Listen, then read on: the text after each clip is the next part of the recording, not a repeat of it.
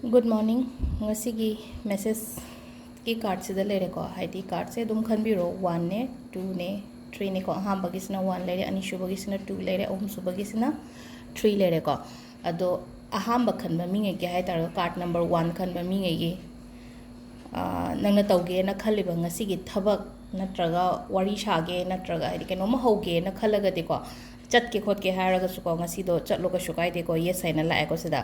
ado mathangi sina mathangi su yes sai na la haidi aina keno keno hoge natraga mi ma wari shage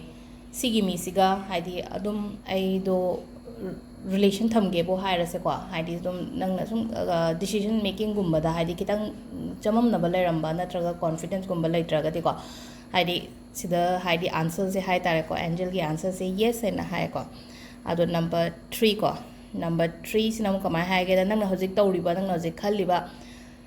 nang gi hojik present lairiba pot tu dagi haidi amuk hena aphaba la hai sidagi hena phaba lai lakani ko nonda haidi sidagi hena phaba nang gi hojik current situation sidagi hai tare ko current situation current ke no tu dagi thabak ingang du hai rasene ko sidagi hena phaba ama hai tare ko ado ngasi gi tips natraga haidi ina sum haidi knowledge share to bo khoba mayam da ko handwriting gi maram da ha se ko handwriting gi maram da hoina ko especially angang gi handwriting di gi ngo ko angang gi su ore akhoi gi su dum yeng be ko haidi handwriting sina haidi kari keno to ge to haidi mi sigi wakhal haidi mana kari khalli ge nang gi life ta hoje keno to ri ge haiba do ko adumaina hai tare ko ado hamba da ko suppose good haina ire ko good se haidi khukak se haidi smaina haidi angang gi boy gumba de yeng biyo ko haidi angang leba ngai de angang duna smaina ka agadi khamra mangon da ka agadi haidi angang sina haidi kak podu smaina hanjan jang kak paga leina ko haidi amuk tang chingba na tabo ko haidi smaina suru suru ni shala kak pi ko pi ga leina ko haidi adu do adum ba angang natraga akhoi khoi su tawen su khale ja ai gi isa gi handwriting su phak tu og hai petang yengo ko sida tawkan sa kamai tawge da haidi nangon da confident leitaba hai tare ko confident leitaba isai thanda haidi doubt leijabdo adumaina hai tar angang du su khalam ga da wakan angang du na haidi ko mana kenom toge have the confidence ka se kemta leitaba ko ai ngam moi tra nung khan ba angang du na ko haidi ai marks ka se phanga aroi khola aroi kana mai khan ba hai tar ko ado khona kamaina mating pang bi be ya hai ka da angang du gi treatment ha se ko angang du gi treatment do karam mong da to ba ya haidi counselor child counselor gum ba leira ga di ko haidi sugum ba se magi boy do em yaure na khala se ba atara ga di haidi child counselor gum ba haidi somna pharak ta dra ga di to bi ba natragana isana as a parents oina haidi angang du da wari phajana nungsi na sabiyo haidi kari no magi problem magi nungai tri se kari no haiba do haita tabi ba hai tare ko moi se decision lobba ngam da ba hai tare ko life ta ko decision lobba ngam da ba pot se haidi ngasai gi ta iba subject natraga ta iba para do haidi understand to ngam da ba gi moi da problem haji face to ba adu na haidi kaino ma iba matam da hai tare ko haidi akoina akoina example sum aina sum ire ko ga nga torgal saina hanger kak pase kara adu asi sine ba haidi moi da confident leita ba khota ba ama man hai se ko aduga icham cham na nga sai hai do ko एकदम good है इरे को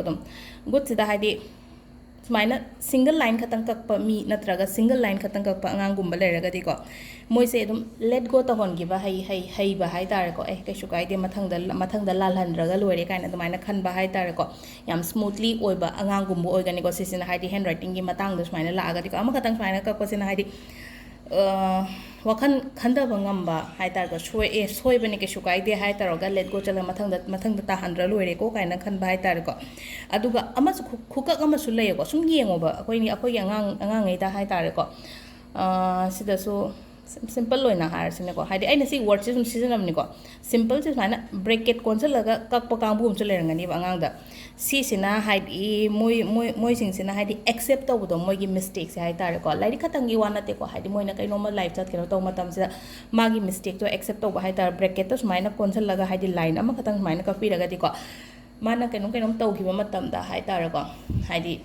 feel to budu dum haidi ai to sida soiba male aduna sohe loige ko haidi yamna kam oiba angang gum oigani ko sisina ko aduga amana amuka so hara se ko okay word se kai ido no hang dum fine ire ko simple iraga maina ꯐꯩꯅ ꯀꯛꯄ ꯑꯃꯁꯨ ꯂꯩꯒꯅꯦꯕ ꯐꯩꯅ ꯀꯛꯄꯁꯤꯅ ꯀꯃꯥꯏꯅ ꯇꯧꯔꯒꯦ ꯑꯩ never repeat this mistake ꯍꯥꯏꯕꯒꯤ ꯃꯉꯣꯟꯗ ꯑꯃ ꯂꯩꯒꯅꯦꯕ ꯑꯉꯥꯡꯗꯨꯗ ꯍꯥꯏꯗꯤꯀꯣ ꯑꯃꯨꯛꯀꯊꯪ ꯁꯨꯃꯥꯏꯅ ꯍꯥꯏꯗꯤ ꯄꯩꯅ ꯆꯤꯡꯕ ꯅꯠꯇ꯭ꯔꯒ ꯐꯩꯅ ꯆꯤꯡꯕꯒꯨꯝꯕ ꯂꯩꯅꯀꯣ ꯍꯥꯏꯗꯤ ꯁꯤꯁꯤꯅ ꯍꯥꯏꯗꯤ ꯑꯩꯗꯣ ꯔꯤꯄꯤꯠ ꯇꯧꯔꯣꯏꯒꯦꯀꯣ ꯃꯊꯪꯒꯤꯗꯗꯤ ꯀꯥꯏꯅ ꯈꯟꯕꯗꯣ ꯑꯗꯣ ꯁꯤꯁꯤꯃ ꯂꯩꯔꯦ ꯑꯗꯨꯒ ꯑꯃꯁꯨꯡ ꯍꯥꯏꯔꯁꯦꯀꯣ ꯑꯃꯨꯛꯀꯁꯨꯀꯣ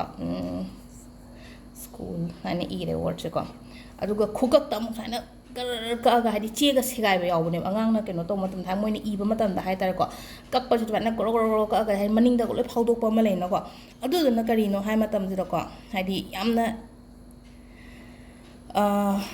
ꯑꯦꯒ꯭ꯔꯦꯁꯟ ꯑꯣꯏꯕ ꯑꯉꯥꯡ ꯍꯥꯏꯇꯥꯔꯦꯀோ ꯍꯥꯏꯗꯤ ꯃꯣꯏꯒꯤ ꯃꯤꯁꯇꯦꯛ ꯍꯥꯏꯇꯥꯔꯦꯀꯣ ꯃꯣꯏꯒꯤ ꯃꯤꯁꯇꯦꯛ ꯃꯥꯒꯤ ꯑꯁꯣꯏꯕ ꯑꯔꯥꯟꯕ ꯃꯌꯥꯝꯗꯣ ꯑꯦꯛꯁꯦꯞ ꯇꯧꯔꯣꯏꯕ ꯁꯤꯒꯨꯝꯕ ꯑꯉꯥꯡꯁꯦ ꯍꯥꯏꯗꯤ ꯃꯔꯩ ꯇꯧꯕ ꯈꯣꯠꯄ ꯑꯗꯨꯃꯥꯏꯅꯒꯨꯝꯕ ꯑꯣꯏꯕꯗꯣ ꯑꯣꯏꯒꯅꯤꯀꯣ ꯑꯗꯨꯅ ꯍꯥꯏꯇꯥꯔꯦ ꯃꯣꯏꯗꯁꯨ ꯍꯥꯏꯗꯤ ꯁꯤꯗꯒꯤ ꯍꯧꯅ ꯒꯥꯏꯗ ꯇꯧꯕꯤꯌꯣ ꯁꯨꯃꯥꯏꯅ ꯀꯛꯄ ꯌꯥꯗꯦꯀꯣ ꯁꯨꯃꯥꯏꯅ ꯀꯛꯎꯀꯣ ꯁꯨꯃꯥꯏꯅ ꯁꯤꯝꯄꯜ ꯂꯥꯏꯟ ꯅꯪꯅ ꯁꯣꯏꯈ꯭ꯔꯒꯗꯤ ꯐꯩꯅ ꯀꯛꯀꯦꯔꯥ ꯆꯨꯝꯅ ꯀꯛꯀꯦꯔꯥ ꯑꯗꯨꯃꯥꯏꯅ ꯇꯧꯔꯒ ꯀꯛꯑꯣ ꯍꯥꯏꯗꯤ ꯁꯤꯒꯤ ꯑꯍꯨꯝꯁꯦ ꯃꯣꯏꯗ ꯇꯥꯛꯄꯤꯕ ꯌꯥꯏꯀꯣ ꯍꯥꯏꯗꯤ ꯃꯣꯏꯅ ꯏꯕ ꯃꯇꯝꯗ ꯁꯨꯃꯥꯏꯅ ꯑꯃꯨꯛꯈꯛꯇꯪ ꯀꯛꯎꯀꯣ ꯑꯅꯤꯈꯛꯇꯪ ꯀꯛꯑꯒ ꯁꯨꯃꯥꯏꯅ ꯇꯧꯔꯒ ꯕ꯭ꯔꯦꯀꯦꯠ ꯀꯣꯟꯁꯤꯜꯂꯒ ꯀꯛꯎꯀꯣ ꯅꯠꯇ꯭ꯔꯒ ꯐꯩꯅ ꯀꯛꯎꯀꯣ ꯀꯥꯏꯅ ꯑꯗꯨꯃꯥꯏꯅ ꯇꯧꯔꯒ ꯅꯠꯇꯕꯤꯗ ꯁꯨꯃꯥꯏꯅ ꯒ꯭ꯔꯨ ꯇꯧꯔꯒ ꯀꯛꯄꯁꯦ ꯍꯥꯏꯗꯤ ꯉꯁꯥꯏ ꯑꯩꯅ ꯍꯥꯏꯕꯗꯣ ꯆꯦꯛꯀ ꯁꯦꯒꯥꯏꯕ ꯈꯣꯠꯄ ꯂꯩꯗꯣ ꯌꯥꯝꯅ ꯑꯦꯒ꯭ꯔꯦꯁꯟ ꯑꯣꯏꯕ ꯑꯉꯥꯡ ꯍꯥꯏꯗꯤ ꯃꯣꯏꯒꯤ ꯃꯤꯁꯇꯦꯛ ꯑꯦꯛꯁꯦꯞ ꯇꯧꯗꯕ ꯍꯥꯏꯇꯥꯔꯦꯀꯣ ꯑꯗꯒꯤ ꯄ꯭ꯔꯣꯕ꯭ꯂꯦꯝ ꯂꯩꯕ ꯃꯇꯝꯗ ꯍꯥꯏꯗꯤ ꯂꯩꯔꯒ ꯆꯦꯟꯈꯤꯗꯕꯒꯨꯝꯕ ꯑꯗꯨꯃꯥꯏꯅ ꯍꯥꯏꯇꯥꯔꯦꯀꯣ ꯑꯗꯨꯅ ꯍꯥꯏꯗꯤ ꯄꯥꯁꯀꯨꯝꯕꯁꯦ ꯀꯥꯎꯕ ꯉꯝꯗꯕ ꯍꯥꯏꯗꯤ ꯑꯍꯟ ꯂꯣꯝꯗ ꯂꯥꯛꯑꯒꯅꯀꯣ ꯑꯩꯈꯣꯏ ꯑꯍꯟꯗꯅ ꯂꯥꯛꯑꯒ ꯍꯥꯏꯗꯤ ꯍꯧꯈꯤꯕ ꯄꯣꯠꯀꯨꯝꯕꯁꯦ ꯑꯗꯨꯝ ꯅꯤꯡꯁꯤꯡꯉꯒ ꯂꯩꯕ ꯈꯣꯠꯄ ꯑꯗꯨꯃꯥꯏꯅ ꯍꯥꯏꯇꯥꯔꯦꯀꯣ ꯑꯗꯣ ꯁꯤꯗ ꯂꯩꯔꯦꯀꯣ ꯉꯁꯤꯒꯤ ꯍꯦꯟ ꯔꯥꯏꯇꯤꯡ ꯔꯤꯗꯤꯡꯅꯦꯅ ꯍꯥꯏꯔꯁꯦꯕꯁꯦ ꯑꯩ ꯃꯌꯥꯝꯗ ꯑꯗꯨꯝ ꯇꯥꯛꯊꯣꯛꯑꯦꯀꯣ ꯍꯥꯏꯗꯤ ꯍꯦꯟ ꯔꯥꯏꯇꯤꯡ ꯔꯤꯗꯤꯡ ꯃꯈꯜ ꯑꯃꯅꯦꯅ ꯈꯜꯂꯁꯦꯕꯁꯨ ꯑꯗꯨꯅ ꯑꯩꯒꯤ ꯏꯃꯨꯡꯗ ꯑꯩꯒꯤ ꯑꯉꯥꯡꯗ ꯍꯥꯏꯗꯤ ꯀꯃꯥꯏꯅ ꯏꯒꯦꯗꯣ ꯍꯥꯏꯐꯦꯠ ꯌꯦꯡꯉꯣꯕ ꯑꯗꯨꯒ ꯑꯉꯥꯡ ꯈꯛꯇꯪ ꯋꯥ ꯅꯠꯇꯦꯀꯣ ꯍꯥꯏꯗꯤ ꯁ꯭ꯇꯨꯗꯦꯟꯒꯨꯝꯕ ꯌꯦꯡꯕ ꯌꯥꯎꯔꯒꯗꯤꯀꯣ ꯍꯥꯏꯗꯤ ꯅꯣꯏꯒꯤꯗ ꯁꯨꯃꯥꯏꯅ ꯌꯦꯡꯉꯣ ꯅꯣꯏꯒꯤ ꯕꯣꯏꯗꯣ ꯍꯥꯡꯗꯣꯛꯑꯒ ꯑꯗꯨꯒ ꯁꯤꯒꯨꯝꯕ ꯈꯣꯠꯄ ꯌꯥꯎꯔꯝꯃꯒꯗꯤ ꯑꯝꯇ ꯑꯩ ꯇꯧꯔꯣꯏꯒꯦꯀꯣ ꯍꯥꯏꯅ ꯈꯜꯂꯣ ꯑꯗꯨ ꯁꯤꯡꯒꯜ ꯂꯥꯏꯟ ꯀꯛꯄ ꯕ꯭ꯔꯦꯀꯦꯠꯇ ꯀꯩꯅꯣ ꯀꯣꯟꯁꯤꯜꯂꯒ ꯀꯛꯄ ꯐꯩꯅ ꯆꯤꯡꯕ ꯈꯣꯠꯄ ꯁꯨꯃꯥꯏꯅ ꯑꯣꯏꯅ ꯇꯧꯒꯦꯅꯀꯣ ꯑꯗꯣ ꯏꯁꯥꯒꯤꯁꯨ ꯌꯦꯡꯕꯤꯌꯣ ꯍꯥꯏꯗꯤ ꯑꯩꯅ ꯏꯈꯤꯕ ꯈꯣꯠꯈꯤꯕꯗ ꯀꯃꯥꯏꯅ ꯏꯒꯦꯗꯣ ꯐꯥꯎꯗꯣꯛꯑꯒꯀꯣ ꯑꯗꯣ ꯁꯤꯗ ꯂꯩꯔꯦ ꯉꯁꯤꯒꯤ ꯚꯤꯗꯤꯑꯣꯁꯦ ꯊꯦꯡꯛ ꯌꯨ